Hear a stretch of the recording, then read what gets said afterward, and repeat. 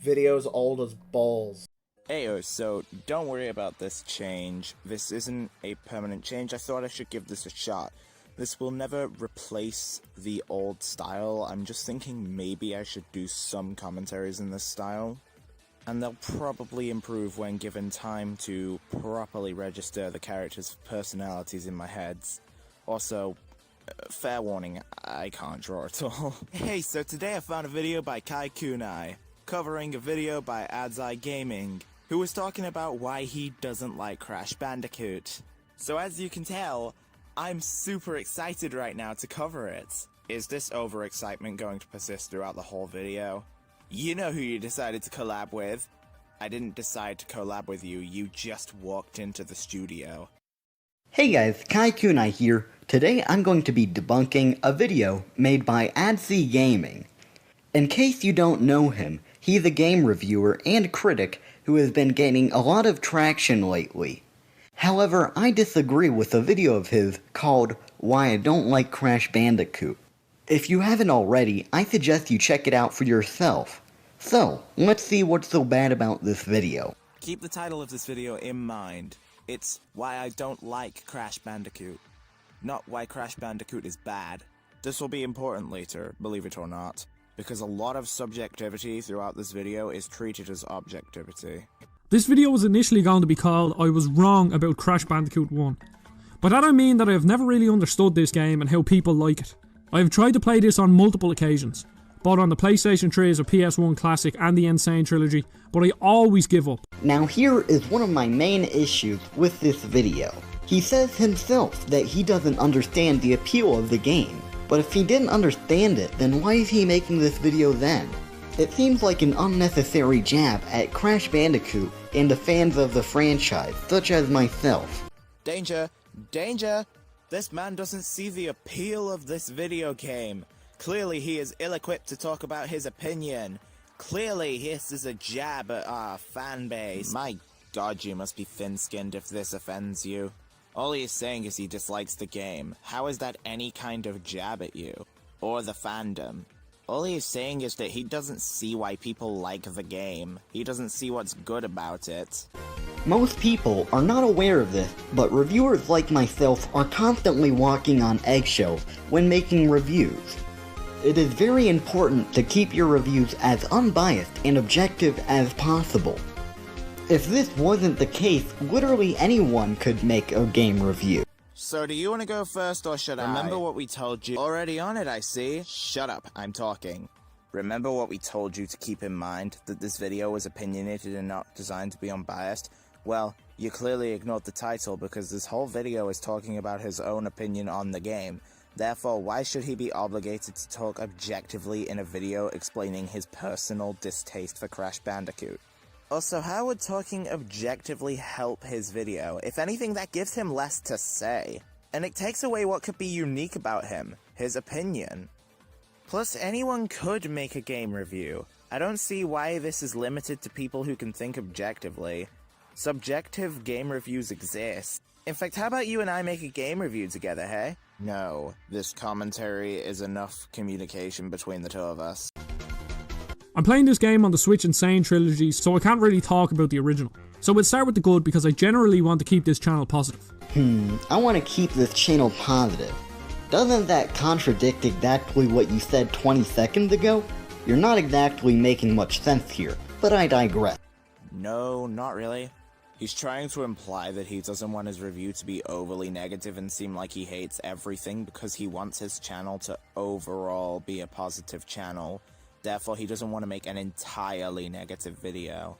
He just wants to balance out the negatives with the positives. For me, Temple Ruins is one of the best levels in the game. There are plenty of precise jumps that have to be made, and the overall aesthetic and feel of the level is wonderful. There's a really good level of challenge, and for me personally, the game's difficulty spikes at random times, then comes back down, and then goes back up at random.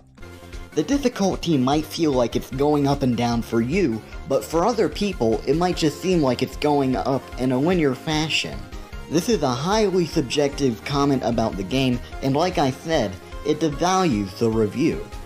A highly subjective point in a highly subjective video. You know, we probably shouldn't spend too long interjecting on these subjective points, not unless there's something unique to add. Why not? It's extra padding. That's rarely ever a good thing.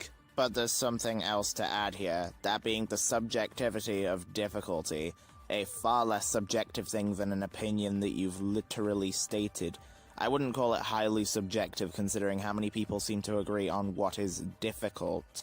It's still subjective, but not as subjective as I don't like Crash Bandicoot. Every jump in the game has to be very precise. Now, there's nothing wrong with this inherently. Plenty of the early good level have precise jumps and I never felt frustrated playing them. Let's take Generator Room as an example.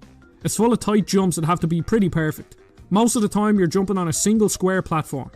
Another fun level is Heavy Machinery. The jumps don't have to be as accurate, but the level offers a decent bit of challenge so that you can't turn your brain off. And you know what the best thing about these levels are? They're not too hard, but they give you the option to be made a fair bit more challenging if you want to collect all the boxes. This is why most 3D Mario platformers are so great. You can add more challenge by going for the extras. Why is he comparing Crash Bandicoot to Super Mario Bros? He said it himself, they are fundamentally different. This comparison was working on difficulty differences. He was explaining like just how in Mario where you can collect the collectibles to make the level harder and more challenging, you can also do that in Crash Bandicoot. They don't have to be the same to have similar things in them.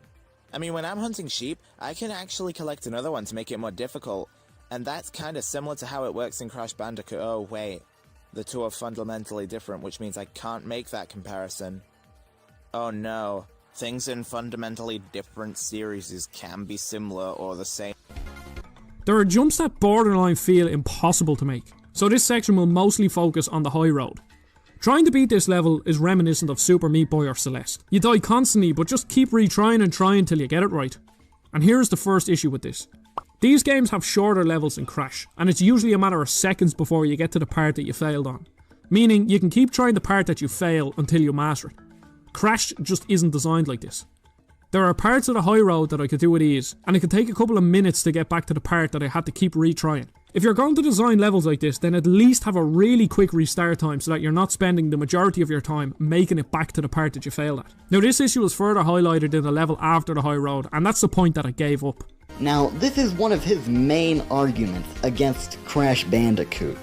While I do believe that at some point this is an issue, more often than not, it adds to the game by giving it more consequence for your haphazardness. It rewards careful, slow, and deliberate movement while punishing those who simply run through the level without thinking about their actions. So am I supposed to just enjoy the fact that I can die and then have to retry the level, even though it's going to take me minutes to get back to where I was, and it's likely going to become boring very quickly because it adds to consequence? No, that's boring. That's bad design because it bores the player. I mean, sure, it does add to the consequence, but that doesn't take away the frustration of having to replay the level that you've already gotten through several times, even though it's going to take several minutes to get back to where you were. I'm currently playing Crash 2, and the addition of the slide mechanic really helps with these annoying ice mechanics. I think the next two games in the series get the difficulty perfectly.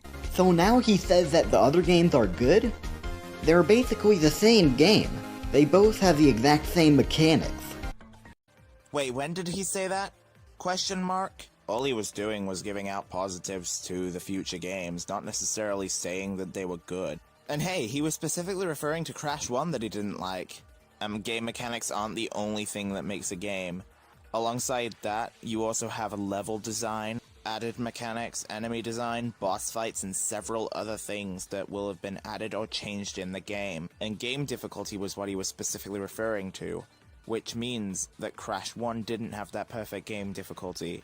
It doesn't have to, because that's one of the things that would be different.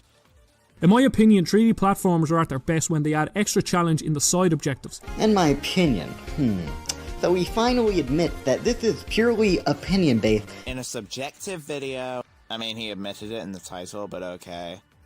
Now, I know I didn't even finish this game, so who am I to talk about it in any authoritative manner? Wow, he's just digging up a grave for himself at this point. As critics, it is very important that we finish the game we're talking about and explore it in depth. This only goes to prove his laziness as a reviewer. Shut up. Literally doesn't invalidate a thing he said.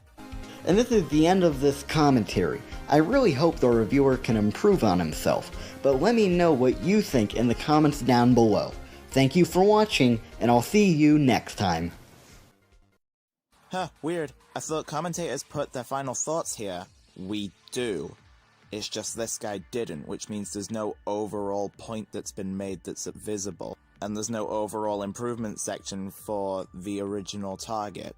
Wait, how is he supposed to improve? You don't actually offer any way he can. On to our own final thought. Well, I mean, a lot of this was just saying, oh my gosh, you have to be factual, you can't dare put in your opinion. He's allowed to shove in his opinion in a review, as it's his review. His review. His standpoint on the series. It's not easy to be objective in a review. Especially in a video talking about why he doesn't like something. The second you tried invalidating things didn't work out either, because your points were just straight up not that good. Honestly, I think you should probably have people double-checking your work. People may catch errors that we managed to catch. And for the love of God, stop with the subjectivity. So hey, what do you want to do now? You can start by getting out of my studio.